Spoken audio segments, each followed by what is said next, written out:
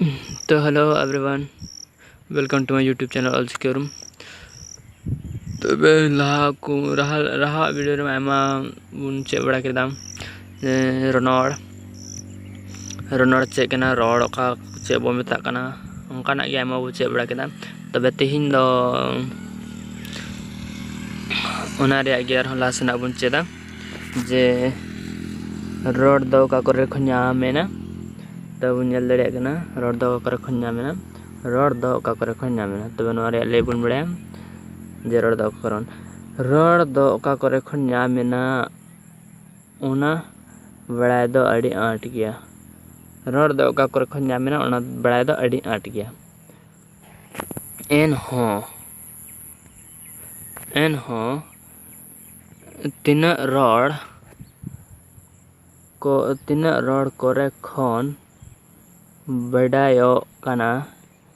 N हो तीना रड़ करे खन बड़ायो कना तीनिन रड़ दो ज रिया साडे करे खन तीनिन रड़ दो मन रिया साडे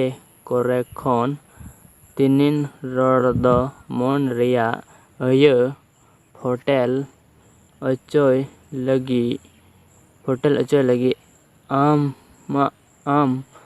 आमते मुचा रे ओना रिया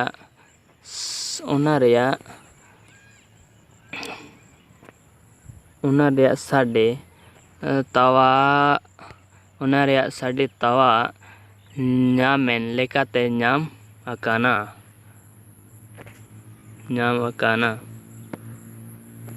ᱛᱚᱢ ᱵᱟᱲᱟᱭ ᱠᱮᱫᱟ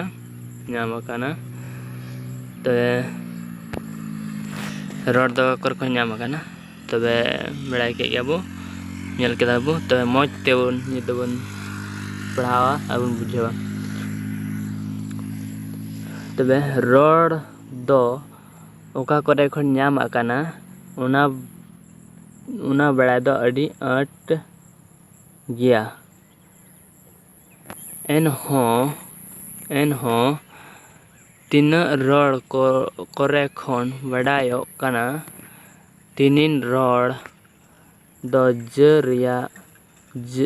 रिया साडे करे खन तीनिन रड़ दो मन रिया साडे करे खन तीनिन रड़ दो मन रिया अयो फोटेल अचोय लगी आमते मन मोचा रे ओना रिया साडे तावा ᱧᱟᱢᱮᱱ ᱞᱮᱠᱟᱛᱮ ᱧᱟᱢ आकाना जो केदा बो रड़ को ओका कर ᱧᱟᱢ आकाना तो मा तबे इंगे तबे नवा ओना ज को उन बड़ा गई जे तेसारा पार्ट तहलना ना दो तबे ओना दो लाहा रे गिन अपलोड का तबुना तबे नवा दो दूसरा कना और एहो पार्ट दो रनड़ तहलेना आदो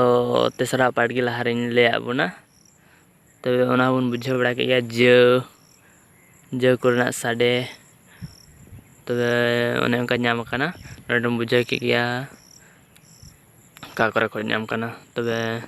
मा तबे इनका गी एनखान जोहार आर नुका गी